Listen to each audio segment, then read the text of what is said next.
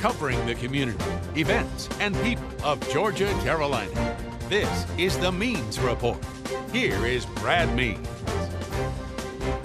Hello everybody, thank you so much for joining us for the Means Report. We are happy to have you with us on yet another Sunday. I hope that your spring is going very well and you're dealing with these summer-like temperatures that George Myers keeps delivering for us night after night. It's been pretty rough out there. We are looking forward to this broadcast. Why? Because I think we're all going to learn a lot about a topic that needs a lot more attention and a lot more awareness. The topic is autism.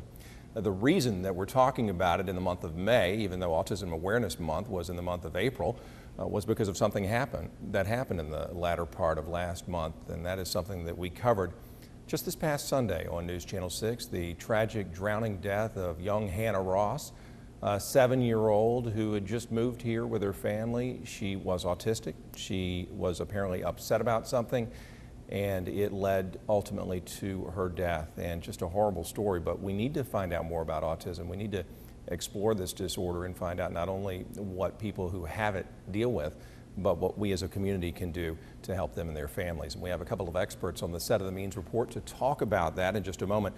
But first, some background on that tragedy from News Channel 6's Jillian Benfield.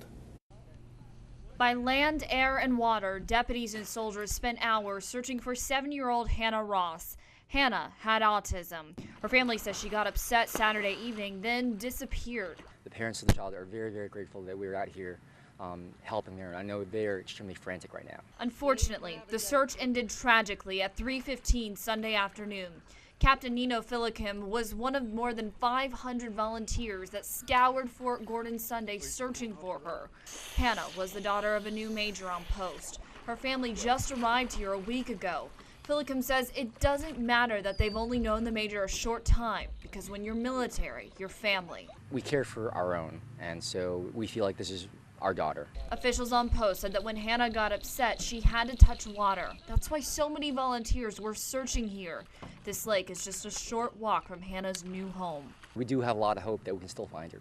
That hope ended Sunday afternoon. Now a family of thousands mourn the loss of 7-year-old Hannah Ross. Such a sad, sad story indeed. It's made a lot of us wonder what autism is and what may have compelled young Hannah to go down there to the lake. And we talked to a developmental pediatrician the first part of this week to get some insight into autism. She's Dr. Karen Carter, and she told us what these children go through.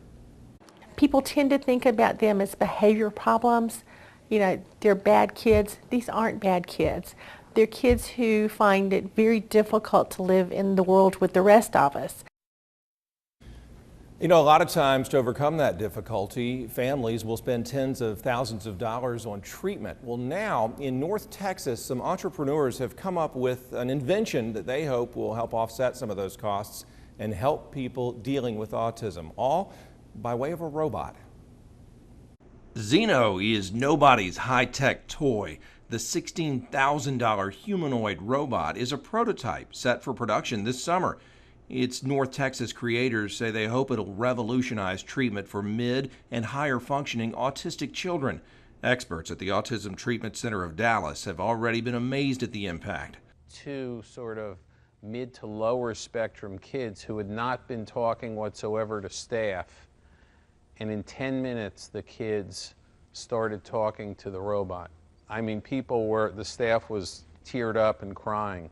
Zeno can also connect to the internet and send videos and summaries of each session to the parents and doctors to help evaluate learning and development. I have a large collection of games to play with children.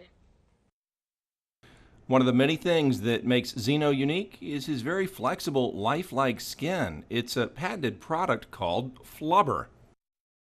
But when you see this face, just like when you pinch your cheeks, the molecules move and your face moves, and you know, it really operates like human skin. And that flexibility makes Zeno more lifelike and more effective. They can smile, they can frown. So the robot might say to them, tell me when you think I'm sad, tell me when you think I'm happy, tell me when you think I'm mad at you or disappointed, and go through that, and the kid will work on it, and it's all based on the ability for the robot to have expressions. and families of autistic children may have more hope. So there are things being done to help people with autism and their families, but what about right here at home? That's North Texas there. When the Means Report continues, we'll talk to two experts right here on the set to get their thoughts and feelings about what's going on with treatment and therapy now and what the future might hold when we come back.